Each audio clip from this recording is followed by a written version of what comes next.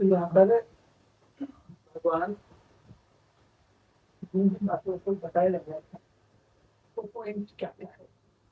पहला, शरीर परिवर्तनशील है, पॉइंट पूछ सकते हो आप। दूसरा,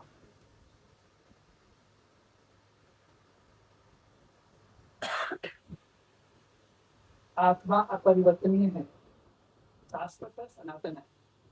नंबर 3,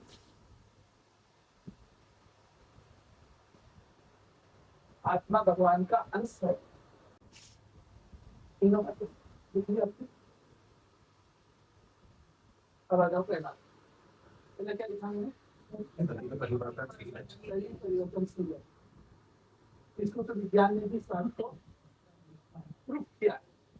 और अभी तो देखिए, अगर आप देखोगे शरीर में 6 प्रकार के परिवर्तन होते ही नहीं होते, जन्म लेता है,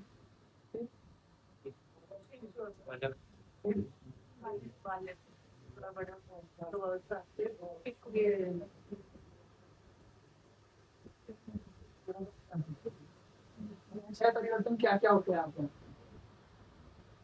आप अपने आप में परिवर्तन नहीं देखते।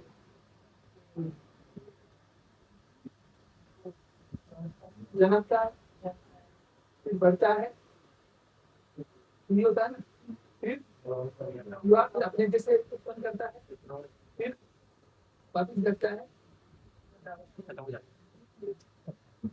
हो गया। इसमें परिवर्तन होते हैं शरीर में।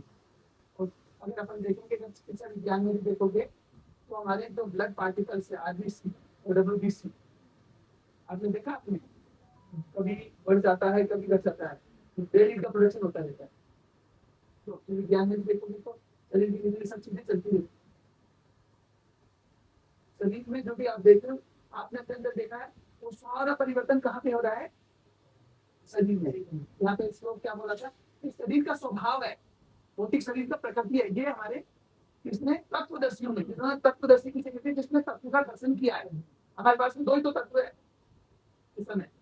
क्या तत्व है यहाँ पर समझाया जा रहा है? एक शरीर है कि आत्मा, 2 ही तो तत्व है। हमने शरीर का तत्व क्या? इससे तत्व, इसका शरीर परिवर्तनशील है, राइट, और आत्मा अपरिवर्तनीय है। तो आगे समझाएंगे। अभी इतना समझो कि आत्मा अपरिवर्तनीय है, राइट। ये तत्वदर्शियों ने पता है। भगवान कह रहे ना भावो विद्यते सत है, ठीक है ना, ना भावो विद्यते सत है। मैं आगे क्या रहेंगे? ना सतो विद्यते भाव है, ना सतो विद्यते भाव है,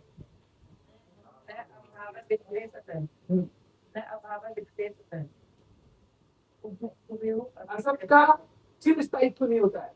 यहाँ पे जो मतलब था, असत किसको कहा गया है? सब किसको कहते हैं? असत किसको कहा है? परिवर्तनशील होता है। तो हमारे अंदर परिवर्तन किसमें हो रहा है? शरीर।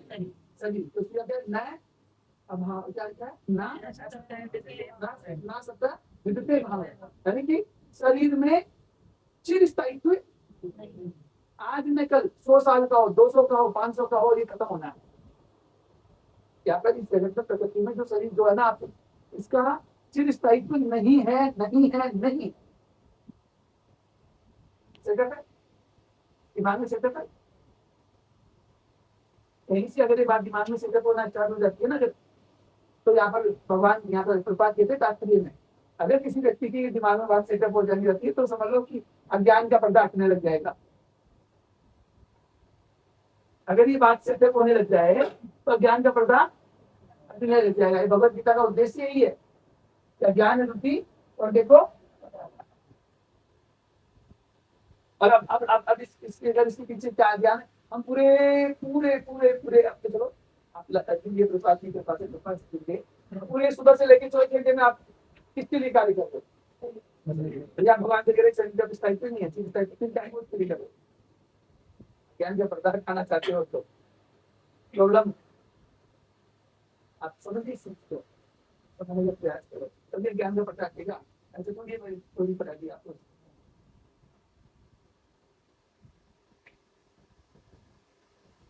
इस तरह से। तो ये ज्ञान का पर्दा ऐसे थोड़ी देगा कि आज जगह से गंगा ने लेक्चर दे दिया, आप भी क्या राज्यों को लेक्चर दे दोगे।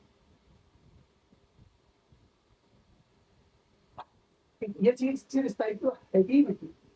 अब ये तुमको तो दिख ही रहा ना।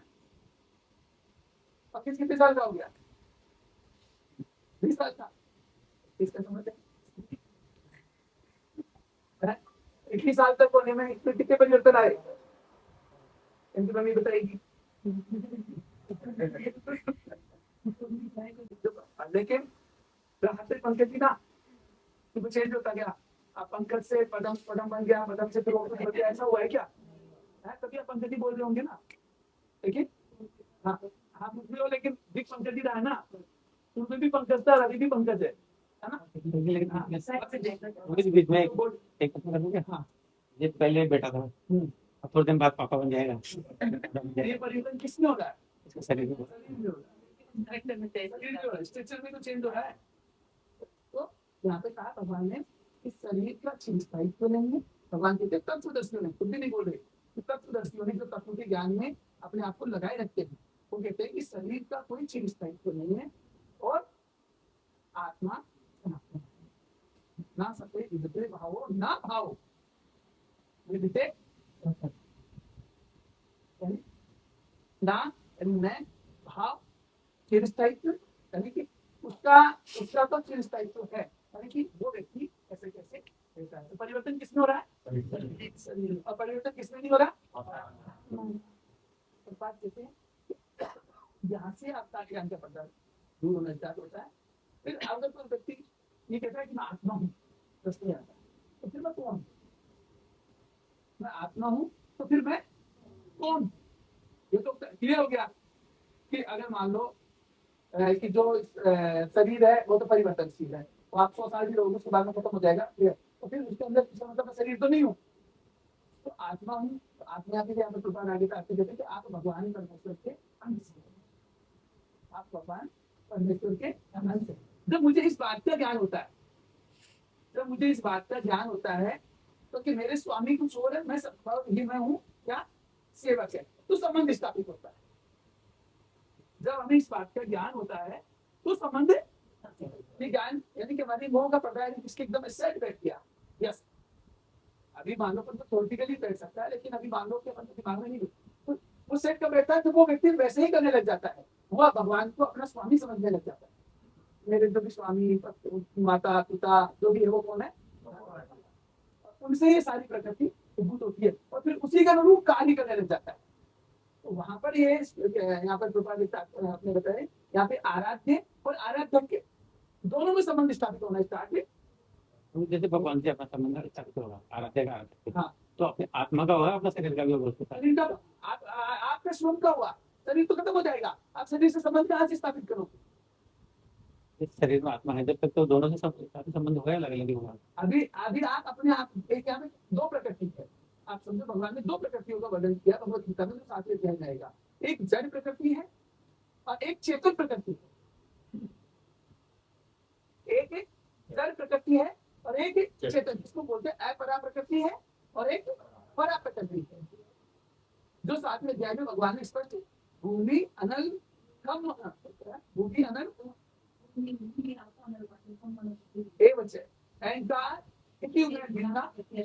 प्रकृति अष्टता, ये भगवान की, ये क्या है, कौन सी प्रकृति है? परा है या अपरा प्रकृति है? और अपरा में कौन सी है? इससे तो भिन्न होती है, जो इन सबसे जो अलग है वो अपरा प्रकृति। इस तरह से भगवान ने यहाँ पर उनका वर्णन जो आगे आएगा। तो अभी तो आपको केवल 3 बातें समझनी है, क्या? शरीर परिवर्तन, दूसरा अभी तो भगवान को आपको समझा दिया कि आप ज्यादा डिटेल में ज्यादा ज्ञान मत रहो, 3 बातें समझानी, और वो क्या है? भगवान का राइट। चलो जो चीज भगवान ने कहा था कि इसका स्थायित्व है, उसकी डिटेलिंग इस श्लोक में की है, पूरी डिटेलिंग इस श्लोक में, आत्मा क्या है, किस तरह से इसका अनुभव किया जा सकता है, पैराग्राफ को अगर साइज क्या है, कहाँ रहता है, और किस कारण अपने आप को प्रकाशित नहीं कर पा रहा।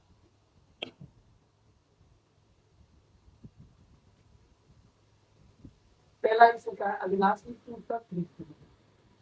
येन सर्व इदं प्रथमतम विनाशम अवयव ऐसे न कश्चित कर्तुम अर्हति। तो सारे शरीर में व्याप्त है, उसे अविनाशी समझो। आपको पूरी बॉडी में जो हलचल हो रही है, आंखों से दिखाई दे रहा है, नाक से आपको जो प्रत्येक अंग प्रत्येक में जो कार्य कर रहा है, कोई भी शरीर का जो आपके जो सारे शरीर, आंख, नाक, कान, मुख, जो भी पूरी बॉडी में जो भी काम कर रहे हैं, वो किसकी उपस्थिति के कारण कार्य कर रहा है?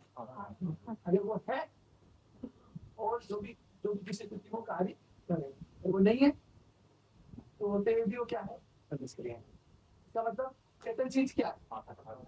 वो जब तक चेतन है, जब तक सब चीजें कार्य। अब आप तो कह रहे हो कैसे हम समझे हम कौन है और हम कौन नहीं है? अब हम अपने आप को शरीर माने तो कैसे मानो? आप मानना तो उठता है, मानो तो मान दो, मानो शरीर मानते तो शरीर है, शरीर में से अगर जो आदमी रह रहा है वो बाहर होती है तो फिर शरीर तो वहीं पे रह गया, तब फिर शरीर कहाँ है? तो इसका मतलब जो चीज है उसको क्या कहा है? अब ये बात समझने की बात है, और समझने उसको क्या कहा है? अविनाशी। इसका मतलब कौन अविनाशी है?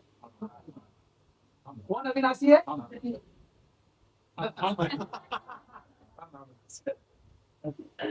कौन अविनाशी है? आप जो शरीर के भीतर रहते हो, आप क्या है? अविनाशी हैं। जो अपन इसको समझे, जो आत्मा को, जो आत्मा पे जो अभी आप जो इसलिए तो आप इस सबको नहीं समझोगे तो दृष्टि आत्मा कैसे समझोगे? जो मैं इसलिए तो आप समझे प्रश्न कि दृष्टि आत्मा क्या होती है? कि दृष्टि आत्मा आप है। इंडिविजुअलिटी, दृष्टि का मतलब होता है इंडिविजुअलिटी, यानी कि श्रमंती भी अपना अस्तित्व रखते हैं। जैसे कहते हैं ना, ईश्वर परम कृष्ण सच्चिदानंद विग्रह अनादिर आदिर गोविंद सर्व कारण है। भगवान का अपना अस्तित्व है। किस नाम से जाने जाते हैं परम भगवान? किस नाम से जाने जाते हैं परम भगवान? परमात्मा बना, परमात्मा उनका एक भाग है, एक पार्ट है। परमात्मा भगवान का क्या है? परमात्मा उसको कहते हैं जो सब जीवों के हृदय में विराजमान है, अपना उनका विस्तार रूप है। लेकिन मूल रूप क्या नाम है उनका? मूल रूप क्या नाम है? अब उनसे जो भी विस्तार होता है, जो सारी चीजें हैं, क्या है? जो कैसे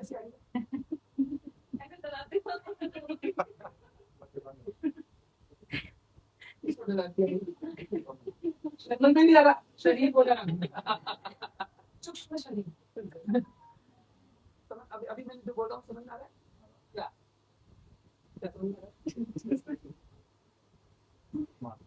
आप दोनों, आप एक इंडिविजुअल आइडेंटिटी है, यानी आप थे, आप हैं और आप रहेंगे।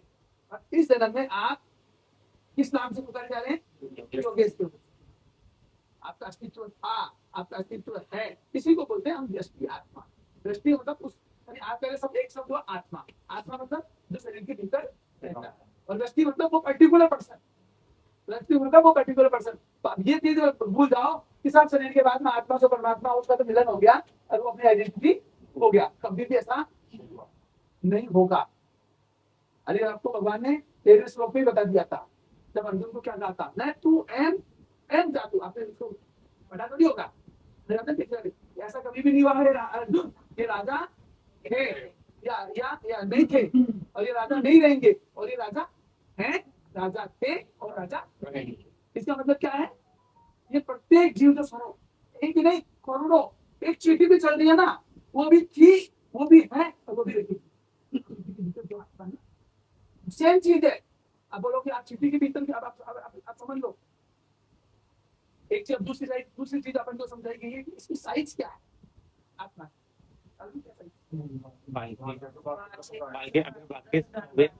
उसका भी 100 भाग। यानी आप बाल का ही अगर भाग लो, उसके 10,000 पार्टिकल्स कर लो, वो है, वो अणु आत्मा। इसको आप इसको कह सकते हो कि वह अणु इसको फर्दर पार्टिकल इसको काट नहीं सकते। वो आत्मा की साइज है। That is the size of कितना छोटा है आप देखिए। इसलिए तो चींटी के शरीर में रह सकता है और हाथी के शरीर में भी वही है। जो चींटी के शरीर में है ना, स्पूलिंग, वही हाथी के शरीर में। अब देख लो एक कितना बारीक से बारीक स्पूलिंग का क्या पावर है। कहीं तो हाथी जैसा पावर है, कहीं चींटी जैसा पावर है। समझ आ गया? रहता कहाँ है? हृदय में। यस, रहता कहाँ है? रहता कहाँ है? हृदय में। ये सब समझ आ गया? अविनाशी है। चींटी की भी हृदय होता है क्या? यस, चींटी के भी हृदय होता है। एंथ्रोपोलॉजिस्ट से जाके पूछो, सबके हृदय होते हैं। इसका मतलब चींटी के हृदय नहीं होता? पता है? जो जीव है सबका उनका उसका अलग टाइप का हृदय होगा, आपके अलग टाइप का हृदय, राइट? अब चींटी के खाने का अलग मुंह है, आपके खाने का मुंह अलग है। चींटी के पास 20 पैर है, आपके दो ही पैर है। चींटी रेंग के चलती है, आप दौड़ के चलते हो। अलग इच्छा है। चींटी वहां से लेके कहा तक बारिश होती है, सारी दिलों में से निकल के आ जाती है ना। ठीक है, वो सबके अपने अपने स्वभाव प्रकट किया लगा। आगे बढ़ो। तो ये आत्मा का साइज मालूम हो, लिख लिया आपने? आत्मा का साइज है आज अविनाशी है, जो शरीर में व्याप्त है, जो चेतना है वो अविनाशी है, राइट? और दृष्टि आत्मा का मतलब है कि आपकी चेतना आपके पास है। आपको अगर मालूम स्विच बोल रहा हूँ तो बंसुरी का दर्द नहीं होगा। किसके दर्द होगा? इसी की होगा, उनके दर्द नहीं होगा। इसलिए दृष्टि आत्मा है ना, क्योंकि इनकी चेतना इन तक सीमित है, उनकी चेतना उन तक सीमित है।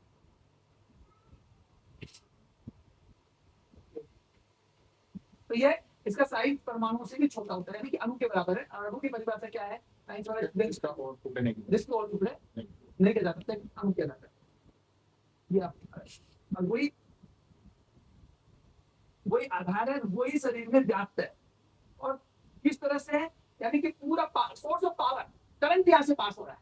पावर जैसे होता है ना कि जैसे अपने पावर स्टेशन से लाइट कहाँ से आ रही है, वहां पे लाइट मिल जाएगी। तो ये सब क्या है? इसको पार्ट है। इसी तरह से हमारे को अगर मान लो यहाँ पे स्विच उगाओगे, स्विच उगाते यहाँ पे उपस्थिति होगी ना, वो तो है तो वहां पे, लेकिन उसका प्रभाव यहाँ तक आ रहा है। तो इसका प्रभाव जहां तक आएगा वहां तक आपको सुख और दुख की अनुभूति होगी। इसका मतलब शरीर में पूरी तरह से, यानी आत्मा की उपस्थिति शरीर में चेतना की कारण की जा सकती है। जब तक शरीर में चेतना रहेगी तब तक शरीर में आत्मा रहेगी। जैसे शरीर में चेतना खत्म, यानी कि जब लास्ट चेतना देखते ना कि तो आपको दुनिया में घूमना बंद हो गई, तो कहते कि इसकी चेतना, यानी कि जो स्कूलिंग था ना, तो वो यहाँ खुल गया, फुल, राइट? ओके। अब ये चेतना शरीर में कोई भौतिक संयोग से नहीं है। ये चेतना शरीर में किसके कारण से उपस्थित रहती है? आत्मा। किसके कारण से रहती है?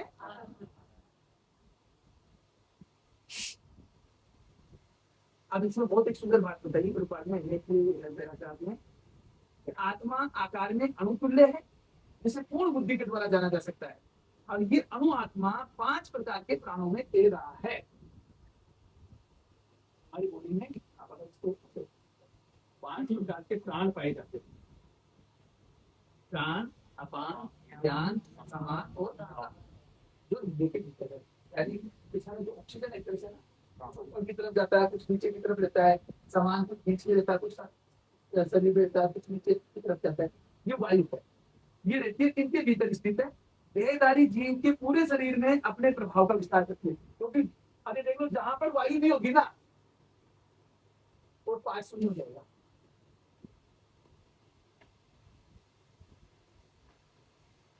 अपन इसको अपनी डॉक्टरी भाषा में समझ लो कि पार्ट को क्या बोलते हैं? डकवा, पैरालाइज।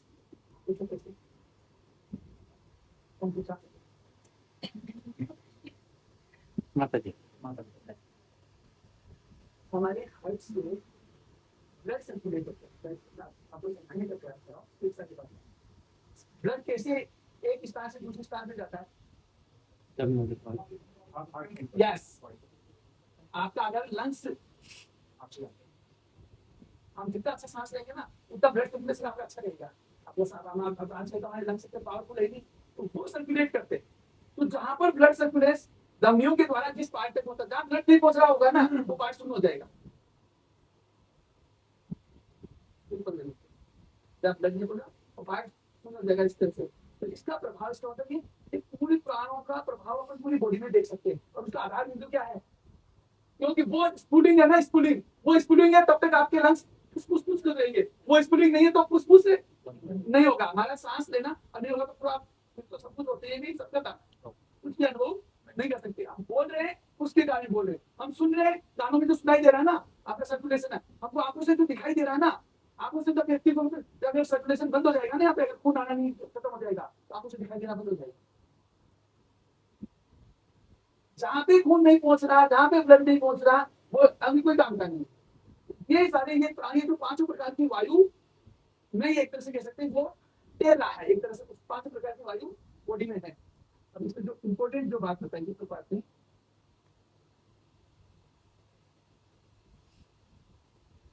जब आत्मा को पांचों वायुओं की कलमश से शुद्ध कर लिया जाता है तो इसका आध्यात्मिक प्रभाव प्रकट होता है। ये बहुत इंपॉर्टेंट। जब आत्मा इन पांचों प्रकार की वायुओं से शुद्ध कर लिया जाता है तो उसका रियल प्रकाश प्रकट होता है।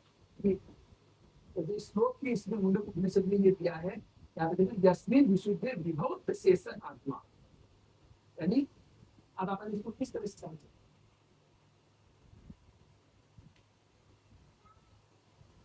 कैसे बताओ, दिमाग लगाओ किसको समझने के बाद ये पांचों प्रकार की वायु, ये पांचों प्रकार के प्राण किस प्रकार से अशुद्ध है?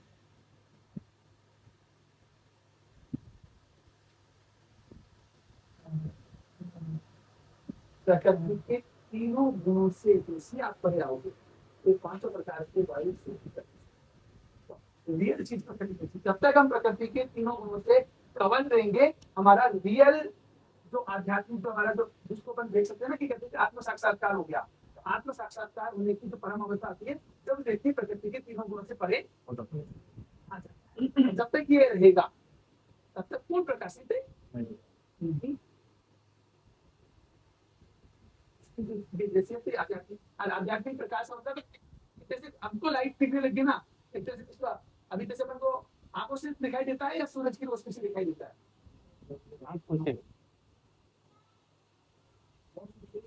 अब आंखें तो रहती है अपन देख हमको दिख रहा है कैसे? अगर रोशनी से उस जैसे वो रोशनी दिखाई देती है तो हम सूरज को भी देख सकते हैं और अपने आप को भी देख सकते हैं, नहीं तो जब हमारे अंदर जब स्व प्रकाशित जैसे हमारी जो जो हमारी स्फुलिंग है, यानी हमारी जो शुद्ध चेतना है, हम जैसे चेतना शुद्ध होती है तो हमको स्पष्ट भगवान भी दिखाई देंगे और आप भी दिखाई देंगे। यानी कैसे दिखाई देंगे? ये मेरे स्वामी है और मैं इनका दास। ये कब होगा? जब हमारी चेतना शुद्ध हो। तो यहाँ पर स्पष्ट रूप से लिखा है हठ योग का प्रयोजन विविध आसनों द्वारा उन पांचों प्रकार के प्राणों को नियंत्रित करना है जो आत्मा को घेरे लिए है। और ये योग किसी भौतिक लाभ के लिए नहीं अपितु भौतिक आकाश के बंधन से अणु आत्मा की मुक्ति के लिए किया जाता है। जो अपन जैसे मान लो यहाँ पे योग हठ योग बताया, लेकिन अपन जो करते हैं ना अष्टांग योग, अष्टांग योग का अगर आप देखोगे अष्टांग योग इसने पतंजलि ने जो दिए उसका पहला श्लोक ही क्या है? पहला श्लोक की अष्टांग योग का जो उद्देश्य है ईश्वर प्राणिधान है। ईश्वर को समझने के लिए अष्टांग योग किया जाता है और उस प्रक्रिया में जब कोई व्यक्ति गुजरता है तो आराम से दर्शन कर सकता है परमात्मा का। कोई अष्टांग योग में पारंगत हो जाए ना तो परमात्मा का दर्शन बैठे बैठे कर सकता है। इसलिए वो यम नियम आसन प्राणायाम प्रत्याहार ध्यान धारणा और समाधि, समाधि के स्थिति पर जब व्यक्ति पहुंचता है, धारणा की स्थिति पहुंचता है तो प्रकृति के तीनों गुणों से परे कर लेता है। जब आप बालों की जैसे श्वास लेने प्राणायाम करने से क्या होता है? बताओ प्राणायाम करने से क्या होता है? अब जब प्राणायाम प्रक्रिया करते हो तो क्या होता है? प्राणायाम की प्रक्रिया में क्या किस चीज को आप कंट्रोल कर रहे हो? श्वास को कंट्रोल कर। क्या हमारी जो श्वास की है ना, हम ले रहे हैं, छोड़ रहे हैं, अरे हम श्वास की गति को तो कंट्रोल कर रहे हैं, और जिसकी श्वास की गति कंट्रोल है उसका व्यक्ति शांत होता जाएगा। करके देखिए, जिसकी श्वास हार्ट बीट वो तेज चल रही है वो हमेशा शांत रहेगा, और स्पीड तेज रहती है, सब बढ़ती है, ये सब चीजें लेकिन हमारे लिए संभव नहीं है। मैं बता रहा हूँ ये योगियों के लिए संभव है, हमारे लिए सब चीज करने की चलो अपन ये नहीं करके हरे कृष्ण महामंत्र की माला तोड़ते और श्वास को कंट्रोल करने के तो हमारे लिए पॉसिबल इस युग में नहीं है। हमारे लिए तो अब सिस्टम से ही है, अब आप तो उसी तरह से जाओ कि अब हम तो हरे कृष्ण महामंत्र को ही उस प्रकार हम हमारे प्रभाव को देख सकते हैं। आगे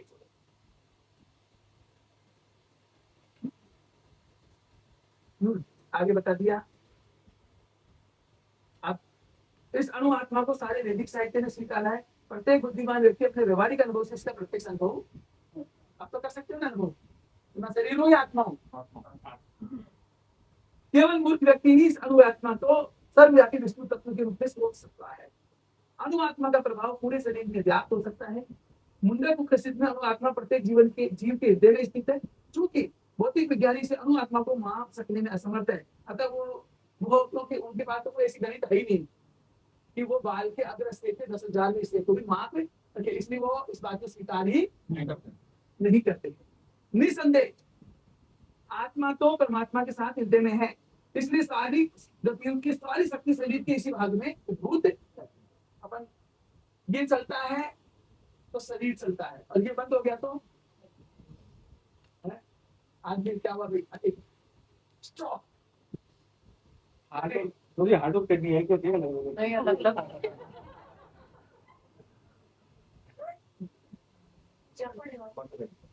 हार्ट मतलब हृदय,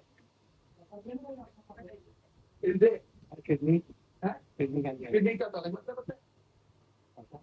क्या होती है कितनी अपने दोनों कार्डिया होता है किडनी का उसके हाँ कार्डिया होता है। अलग अलग क्या था? मैं आपसे पूछ रहा हूँ, अलग अलग आप बताओ, आपके आंखों कान एक ही है? अलग आंखों की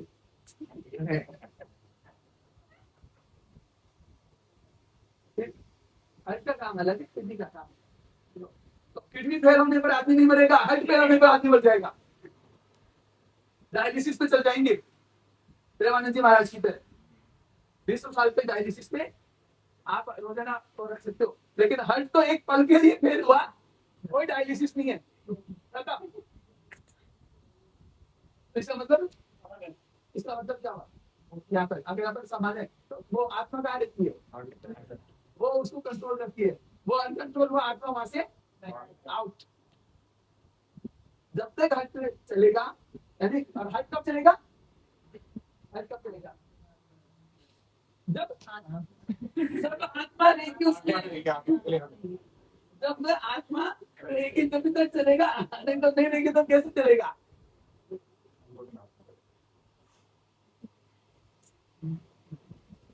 अब आगे इसलिए यहाँ पे लिखा हुआ है ना, इसलिए सारी की गतियों की सारी शक्ति शरीर के इसी भाग में से उद्भूत है। मैं तो पढ़ रहा हूँ, आप क्या पता उसको समझ तो नहीं है। जो लाल रक्त कण फेफड़ों से ऑक्सीजन ले जाते हैं वही आत्मा से शक्ति को प्राप्त है। जब आत्मा इस स्थान से निकल जाती है तो रक्त उत्पादक संचयन बंद हो जाता है। तो बात एकदम इस पर साइंस बता रही है ना, आत्मा गई, ब्लड सर्कुलेशन। औषधि विज्ञान लाल रक्त कणों की महत्ता को तो स्वीकारते हैं, लेकिन वो ये बात तो ठीक कहते हैं कि यस ये बात तो सही है, अगर ब्लड सर्कुलेशन नहीं होगा ना तो सब कुछ खत्म है, लेकिन वो ये निश्चित नहीं कर पाते हैं कि शक्ति का, लेकिन यानी वो सब कहते हैं भाई हार्ट चलता है तो सब कुछ चलता है, लेकिन ये कोई नहीं कहेगा हार्ट चलता कैसे है। इस बात का उनके पास में कोई आंसर नहीं है, तो कुछ बताना उसको। सारे कल बहुत सारे डॉक्टर्स के नाम आए थे, कल डॉक्टर से देखा ना, उनसे सही है हार्ट चलता कैसे है ना, जब भी और तुम डॉक्टर से पूछते हैं कि हार्ट चलता कैसे, आपको बात तो ठीक है, आपकी बात तो मान गए, आपको प्रश्न नहीं पूछना सिर्फ कि हार्ट कैसे चलता है, अंदर योगा से बैठा हुआ है, वो कैसे होता है, और इतना काम हार्ट का काम होता है, ब्लड फ्लो करना, हाँ करना काम हार्ट का। हमको यहाँ पे एक नहीं आलिंद और नीलन नीले है, दो है, एक आलिंद और नीले होता है, भूल गए साइंस में नहीं हो तो बेसिक आ जाती है। ये 90 से इतना आते हैं। तो आपने बनाई अच्छा सा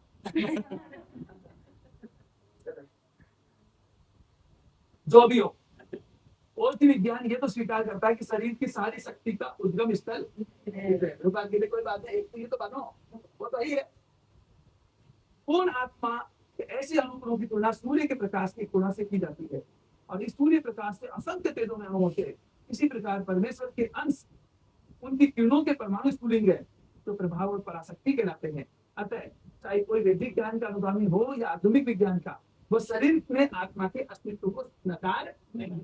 और भगवान ने आत्मा का इस विज्ञान का विशद विवरण इसी दूसरे अध्याय में दिया है। तो अब आप तो अच्छी तरह से समझा सकते हो ना कि आत्मा क्या है, किस तरह से काम कर सकता है, किस तरह से इसकी साइज, राइट। जैसे दाल वगैरह होती है या कुछ भी जैसे चावल है, ऑटोमेटिक अपने आप ही टेढ़े हो जाते हैं। वो तो ठीक है, क्या हुआ? बहुत बढ़िया। तो कई बार ऐसा व्यक्ति अपने आप कैसे हो जाता है? अपने आप नहीं आते, अपने आप नहीं आते हैं, तो स्टोर होते हैं, सीड्स होते हैं। आपसे बताओ, इसलिए बोल रहा हूँ कि इनमें बहुत माइन्यूट पार्टिकल्स होते हैं। जैसे समय अनुकूल होता है, मॉइस्चर अनुकूल होता है, तो उससे वो चीज बन।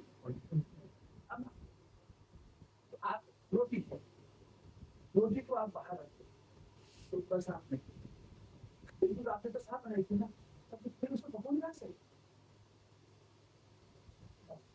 तो उसके अंदर जो पानी है वो पानी छड़ा जाता है। जब से आए कहाँ से आए, तो आपने तो डाल नहीं थे, आप रख दो सामने अखबार के ऊपर बढ़िया रखो, फिर भी कपूर आ जाएगी। वायु के संपर्क में नहीं रहने से ऐसे बूंद होती है, बुंदस होती है, जो अनुकूल परिस्थिति में जैसे रिलेटिव टेम्परेचर होने पर उसमें वो एक्टिव होती है और वो डेवलप बैक्टीरिया डेवलप होते हैं। वो बैक्टीरिया हमारी आंखों से दिखाई नहीं देते, लेकिन वो अनुकूल परिस्थिति बैक्टीरिया जिससे क्या बताऊँ आपको, चुप पहले कोई भी फल लो आप, फल को बैक्टीरिया क्या है कि 4 डिग्री सेल्सियस से कम पर आप फल को रखोगे तो बैक्टीरिया डेवलप नहीं होगा, और जैसे ही उसको बाहर रख दो तो 4 डिग्री सेल्सियस के बाद में उसका विघटन होगा, विघटन होती है उसमें डेवलपमेंट सलाद पैदा होगा, तो बैक्टीरिया डेवलप होना स्टार्ट होगा। इसीलिए हम उसको फ्रिज में रखते हैं। उनकी जो बैक्टीरिया होता है उसके अंदर भी वही आत्मा होती है। या उसमें भी बैक्टीरिया में नहीं, उससे भी जो छोटा जीव होता है ना अमीबा, उस अमीबा में भी आत्मा होती है। तो उसके अंदर जब वही जीव है तो जैसे मान लो अपन ने सड़ने के लिए एक फल रख दिया, उसमें लाखों कीटाणु हो गए, तो वो लाखों हम खा रहे हैं, जो बोलूंगा आगे, वो जो लाखों अंश है, हाँ। एक साथ भगवान के सारे जो अंश है, हाँ। वो अंश कहाँ पड़े थे कि एक साथ अपन एक साथ वहाँ आ गए। ये तो सारे तो तुरंत जीव पैदा हुए। 84 लाख योनियों में भ्रमित कर रहे, तो इन योनियों का कितने सारे में विस्तारित है, ये तो सब है। तो आप उस इसीलिए तो कहते हैं सब में से निकल के मनुष्य योनि में आए हो, आप इन सब योनियों से गुजर चुके। साइंटिस्ट को मानते क्यों नहीं है? तो क्योंकि बुद्धि नहीं है, ये बुद्धि से निकल बुद्धि केवल वो क्या प्रयोग और उसको सिद्ध करना, प्रयोग और सिद्ध करने को ही मानते हैं। वैदिक साहित्य में क्या अंतर है? वैदिक साहित्य में क्या है कि पहले स्वीकार करना पड़ता है भगवान है, अब स्वीकार करो पहले, तो फिर स्वीकार करना है तो कैसे जानेंगे, उसके लिए अब आप अपने अंदर डेवलप करो देखने की क्षमता। साइंस में कहते हैं कि पहले हमें चमत्कार दिखाओ फिर हम मानेंगे, प्रत्यक्ष चीज को मानते हाँ, तो वैसे तो पहले तो दिखाओ फिर हम मानेंगे। तो हमारे पास बात कहते हैं कि पहले अगर हमको देखना है तो हमारे को चश्मा लगाओ, दिखा देंगे। अभी जैसे अपन दूध है, आपको दूध में बैक्टीरिया होते हैं, लैक्टोबैसिलस कहते हैं, आपको जो दिखाई देते हैं, और अभी 10x का आप सूक्ष्म से लगाओ आपको बहुत सारे दिखाई देंगे।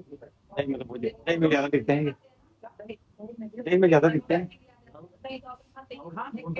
हमारे लिए अलाउड है ना, कुछ बेनिफिशियल होता है और कुछ हार्मफुल होता है, तो सब बेनिफिशियल पाए जाते हैं। कहते फिर मानदारी करते नहीं आते हैं, वही खाने को बताओ, तो वो काम कर रहे हैं, तो वो आपको नुकसान थोड़ी कर रहे हैं।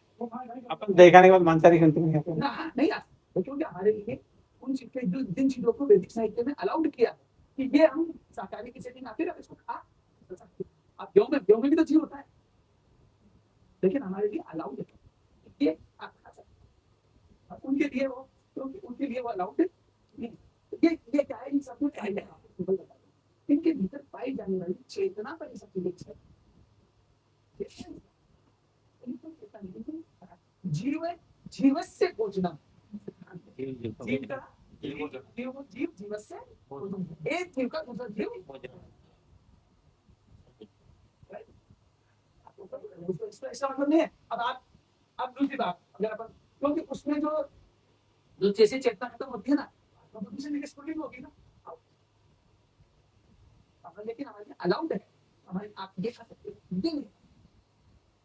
ठीक है, तो इन दोनों श्लोकों में क्या आप समझ में आया? शरीर के बारे में बता दिया, आत्मा के बारे में बता दिया। अब आत्मा की डिटेलिंग कर रहे हैं, एक ही नहीं बताया, आत्मा की डिटेलिंग कर रहे हैं पूरा भगवान। यहाँ से अब ये सोच रहे पहले पांच श्लोक 11, 12, 13, 14, 15, 11वें में क्या बताया? 2.11 में क्या बताया? असोचा अनोसोचे प्रज्ञावादान से बात करते, असोचा तो पंडितों की बातें कर रहे हो, लेकिन तो पंडित लोग होते हैं जो न तो मरने के लिए शोक करते हैं, न जीवित करने के लिए शोक करते हैं। ऐसा भगवान ने कहा। क्यों? फिर भगवान ने दूसरे श्लोक का उसका उत्तर दिया, 12 श्लोक का उत्तर क्या दिया? कि ऐसा कभी भी नहीं हुआ है कि ये कोई मरे हुए हो, या यदि राजा थे, यदि राजा कभी मरे थे, फिर 13 श्लोक में कभी बताई कि देखो शरीर में परिवर्तन होता है, ये जो भी परिवर्तन है, रेनो इसनो यथा कोमालियम योगनम धरा तथा देहांतर प्राप्ते हैं। तो धीर व्यक्ति होता है, शरीर के ऐसे परिवर्तनों से नहीं होता है। फिर उसके बाद में क्या होता है? मात्रा स्पर्श से तू ये शरीर में जो सुख दुख तुम अनुभव कर रहे हो, ये शीत और गर्मी के इसको तुम क्या करना सीखो? ठीक समय। फिर क्या कहा कि जो व्यक्ति जो सुख दुख में समान बना लेता है, यम तूने यतन से पुरुष है, पुरुष सुख है, सम सुख है, दुख है, सब दुख है, समलताए कल रहे कल तक। जो व्यक्ति अगर इस बात को स्वीकार कर लेता है, सुख और दुख में समान बना लेता है, विचलित नहीं होता है, वही वास्तव में मुक्ति के योग्य है। वही क्या है? मुक्ति के योग्य। अब उसको डिटेलिंग करते हुए अब आत्मा और भौतिक शरीर की प्रकृति के बारे में भगवान तो पूरा लेख में 11 अध्याय श्लोक संख्या 11 से लेकर श्लोक संख्या 30 तक ये पूरा वर्णन किया। हमारा टाइम क्या हो गया ना, तो भैया कैसे करें? आज चलना है तो टाइम पे आओ, है ना? टाइम पे नहीं आओगे तो फिर स्लो स्पीड चलेगी। अब आपको 17 श्लोक तक घर पे ही होमवर्क है। 17 श्लोक के 7 श्लोक याद करो, 7 श्लोक को याद करो, 7 श्लोकों पर तात्पर्य हम सबको आना चाहिए, बहुत महत्वपूर्ण है। इससे हमारी ज्ञान में प्रगति होगी। और ये समझो, जितना आप जानकर ज्ञान के आधार पर भक्ति करोगे ना, उतना सही ढंग से भक्ति कर पाओगे।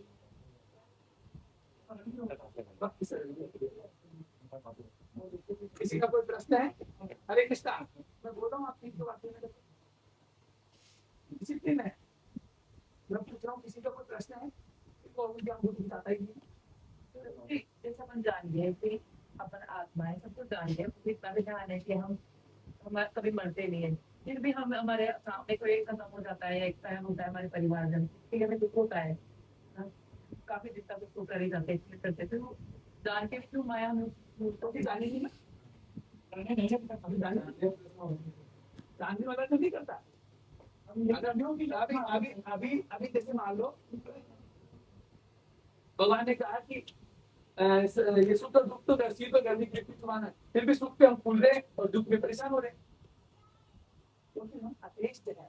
ये जो अटैच से डिटेच होने की प्रक्रिया है ना, ये जब तक हम लोग, अगर हम जैसे मान लो आप जान गए कि मैं शरीर नहीं हूँ, आत्मा हूँ, तो आत्मा की तरह काम करेंगे तो 24 आवर्स, तो धीरे धीरे अभ्यास से अपने आप इन गुणों के प्रभाव से पता नहीं कि तो तीनों गुणों के प्रभाव से मुक्त होने लग जाओगे।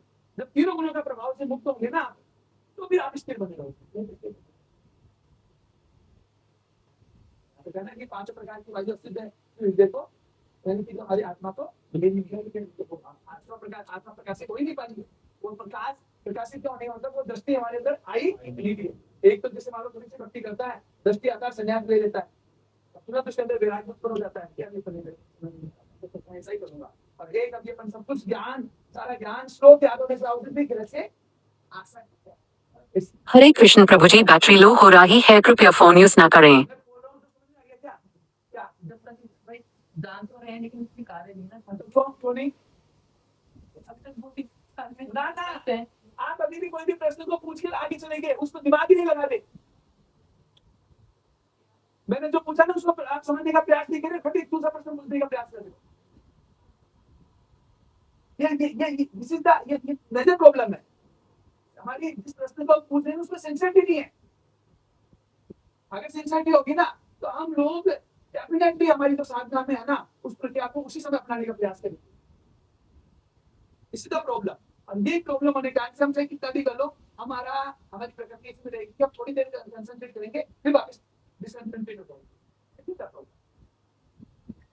ये जब तक मैं रोजाना कहता हूँ कि आपको इस श्लोक का घर पे तात्पर्य पर क्या है, आप ऐसे कितने लोग पढ़े?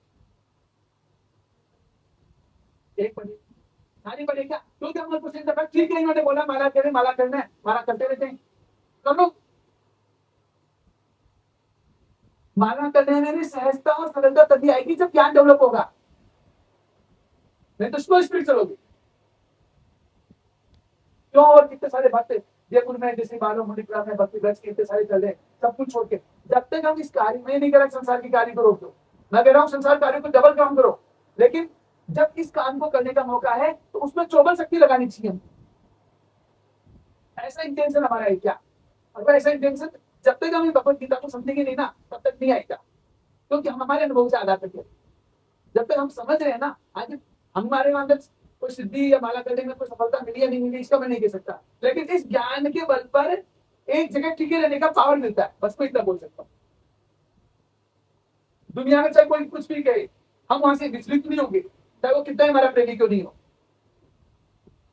प्रॉब्लम वो ये कहोगे हम क्यों ये ज्ञान जानने के प्रयास करें? ज्ञान इसलिए कि जो साधना कर रहे हैं उसमें हमारा स्थायित्व और आगे बढ़े वो बड़ी रहे। बाकी प्रकृति के तीनों प्रभाव का गुण होगा, जैसे गुण होगा, मोह से दूर होंगे जैसे होंगे, लेकिन जो अपन कर रहे हैं उसमें सीरियसनेस, गंभीरता ने पहली स्टेज है, वो आने के लिए हमें ज्ञान की आवश्यकता है। उसमें जैसे जैसे प्रक्रिया चलती जाए उस प्रक्रिया को हमको अपनाना, तो हम लोग इस चीज को कर सकते हैं। इसलिए मैं कहता हूँ कि बहुत, अगर अपने भगवत गीता के इस दूसरे अध्याय में 72 श्लोक है, 73 श्लोक है, और इसमें कर्म योग, ज्ञान योग, ध्यान योग तीनों सम्मिलित है। इस श्लोक में अच्छा समझ लिया तो हम समझ लो भैया आप कहीं पे भी किसी भी स्थिति में कभी भी रहोगे ना तो आपकी भक्ति अच्छी रहेगी, चाहे आप घर में रह रहे हो, किसी दूसरी जगह चले गए, कहीं पे भी, क्योंकि मन एक जगह स्थिर बना रहेगा। नहीं तो क्या होगा, आज यहाँ पर अच्छा लग रहा है, हो सकता है कई बार ऊंच नीच हो जाए, यहाँ पर हमको थोड़ा बहुत अच्छा लगे बुरा लगे, तो वहां पर तो कुछ नहीं है, तो वहां पर तुमने समझाई हम खुद पर इसलिए होते, इसलिए निर्देशक नहीं रहे, इसलिए हम बहुत दृष्टि से बताया वैसे करते जाए। बाकी साधना तो धीरे धीरे हो पाएगी, ऐसा नहीं है। इस पर इतना की जब समय मिले उसका अपने आप को गंभीरता